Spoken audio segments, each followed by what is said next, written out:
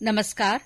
आकाशवाणी जयपुर अजमेर से प्रस्तुत हैं प्रादेशिक समाचार।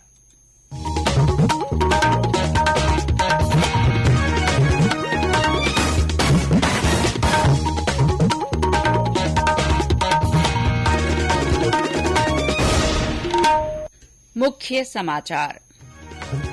प्रधानमंत्री नरेंद्र मोदी की मां हीराबेन का गांधीनगर में अंतिम संस्कार किया गया। श्री मोदी ने कहा, शानदार शताब्दी का ईश्वर के चरणों में विराम। सभी राजनीतिक दलों के नेताओं ने हीराबेन के निधन पर शोक व्यक्त किया।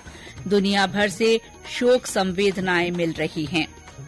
प्रधानमंत्री ने हावड़ा न्यू जलपाईगुड़ी वंदे भारत एक्सप्रेस का वर्चुअली उद्घाटन किया। कहा, रेलवे ने पिछले 8 सालों में आधुनिकता की नींव पर काम किया। राष्ट्रीय महिला आयोग ने राज्यों और केंद्र शासित प्रदेशों के मुख्य सचिवों को कोचिंग और शैक्षणिक संस्थाओं में छात्राओं के यौन उत्पीड़न की घटनाओं की रोकथाम के कदम उठाने को कहा। और प्रदेश में तापमान बढ़ने से सर्दी से काफी राहत। 2 दिन बाद फिर घने कोहरे और शीतलहर की संभावना। समाचारों के साथ मैं शीला चावला। और अब समाचार विस्तार से। प्रधानमंत्री नरेंद्र मोदी की मां हीराबेन का आज सुबह गांधीनगर के मुक्तिधाम में अंतिम संस्कार किया गया।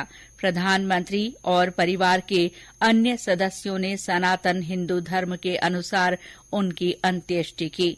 अंतिम संस्कार में परिवार के सदस्य, गुजरात के मुख्यमंत्री भूपेंद्र पटेल और अन्य गणमान्य लोग शामिल हुए।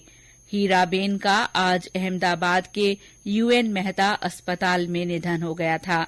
वे 100 वर्ष की थीं।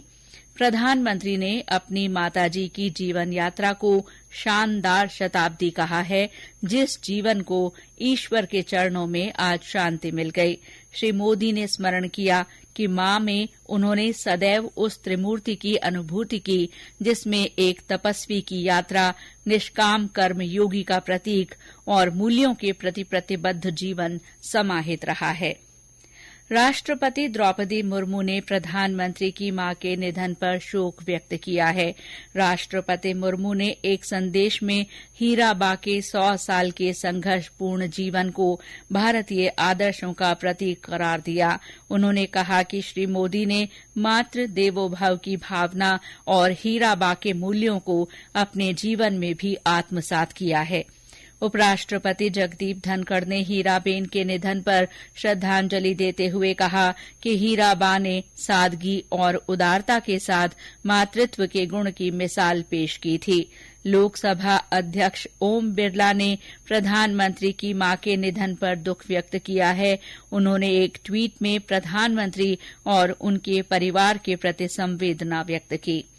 राज्यपाल कलराज मिश्र ने अपने शोक संदेश में ईश्वर से पुण्यात्मा की शांति और प्रधानमंत्री तथा उनके परिजनों को ये दुख सहन करने की शक्ति प्रदान करने की प्रार्थना की। मुख्यमंत्री अशोक गहलोत ने श्रीमती हीराबेन के निधन पर दुख व्यक्त करते हुए शोकाकुल परिवार के प्रति संवेदना जताई। भाजपा के प्रदेश अध्यक्ष डॉ सतीश पूनिया ने एक ट्वीट कर कहा कि मां शब्द में ही सृष्टि समाई है। पूर्व मुख्यमंत्री वसुंधरा राजे, प्रतिपक्ष के नेता गुलाबचंद कटारिया, प्रतिपक्ष के उपनेता राजेंद्र राठौड़ समेत भाजपा के कई विधायकों, पूर्व मंत्रियों और अनेक नेताओं ने हीराबेन के निधन पर दुख व्यक्त किया है। विश्व के अनेक नेताओं ने भी प्रधानमंत्री की माता के निधन पर संवेदना प्रकट की है। नेपाल के प्रधानमंत्री पुष्प कमल दहल प्रचंड, पाकिस्तान के प्रधानमंत्री शहबाज शरीफ और जापान के प्रधानमंत्री फुमियो किशिदा ने हीराबेन के निधन पर शोक व्यक्त किया है।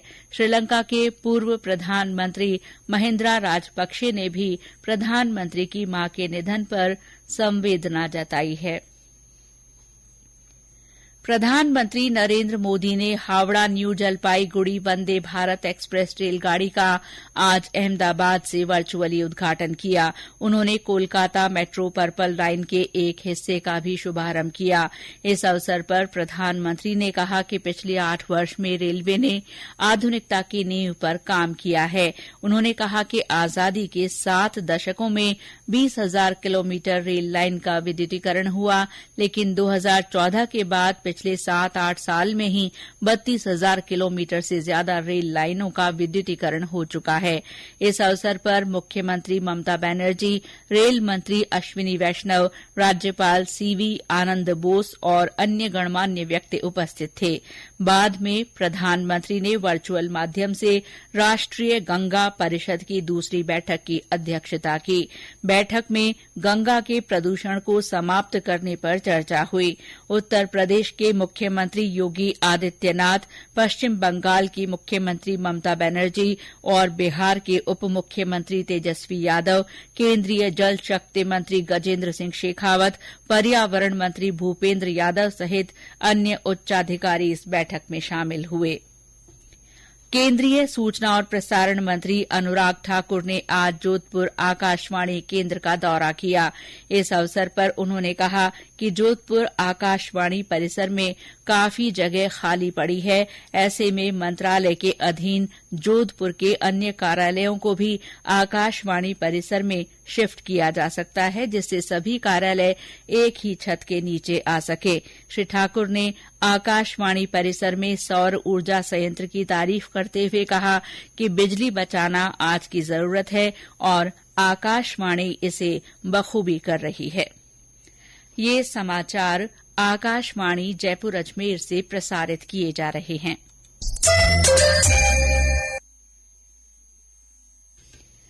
राष्ट्रीय महिला आयोग एनसीडब्ल्यू ने सभी राज्यों और केंद्र शासित प्रदेशों के मुख्य सचिवों को परामर्श जारी कर उन्हें निर्देश दिया है कि वे सभी कोचिंग और शैक्षणिक संस्थाओं की छात्राओं के यौन उत्पीड़न की घटनाओं की रोकथाम के लिए प्रभावी कदम उठाएं।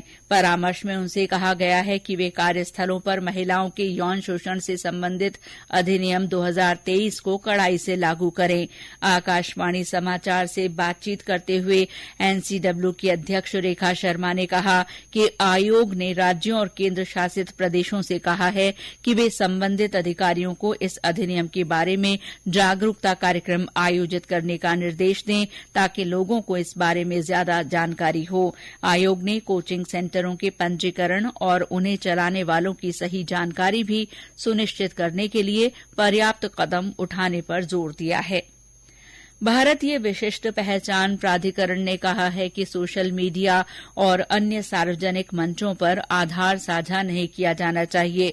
इलेक्ट्रॉनिक्स और सूचना प्रौद्योगिकी मंत्रालय ने कहा कि आधार कार्ड धारकों को किसी भी अनाधिकृत व्यक्ति या संस्थान को आधार ओटीपी नहीं बताना चाहिए। इसके अलावा आधार का पिन भी किसी को बताने से बचना चाहिए। मंत्रालय ने कहा है कि आधार कार्ड धारकों को उपलब्ध लाभ और सेवाएं लेने के लिए गोपनीय तरीके से आधार का प्रयोग करना चाहिए।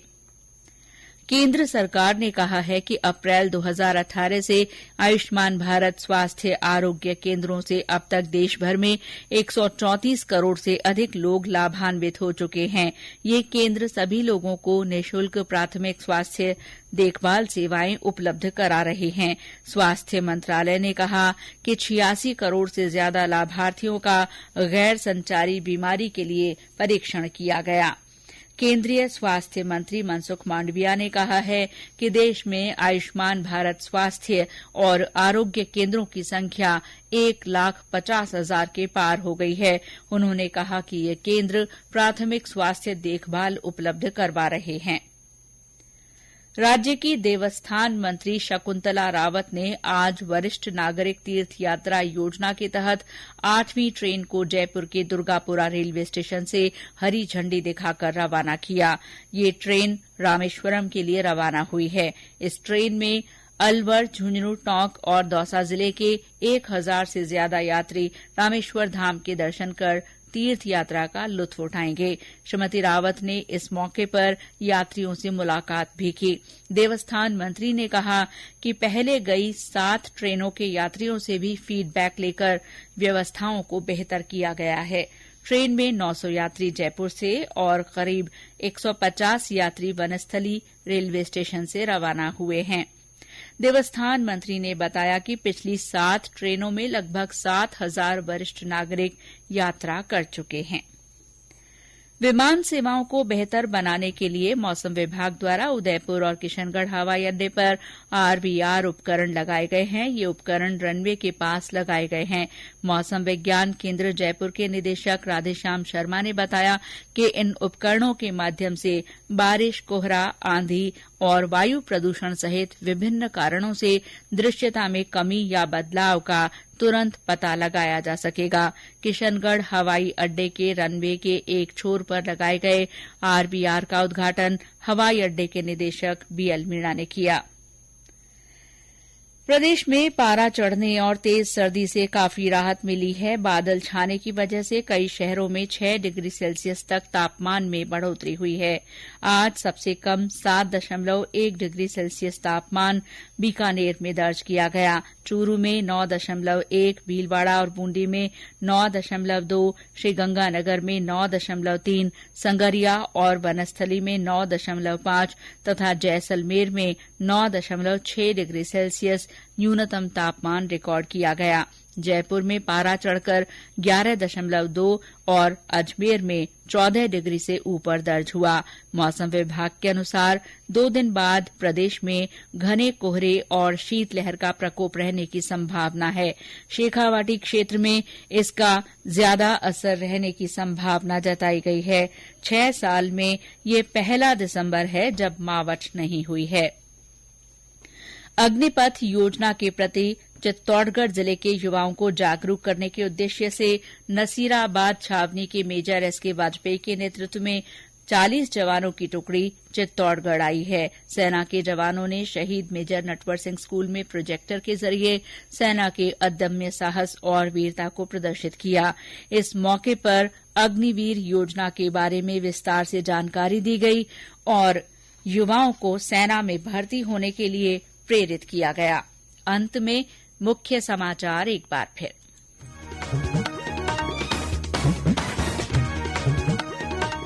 प्रधानमंत्री नरेंद्र मोदी की मां हीराबेन का गांधीनगर में अंतिम संस्कार किया गया। श्री मोदी ने कहा, शानदार शताब्दी का ईश्वर के चरणों में विराम हुआ है।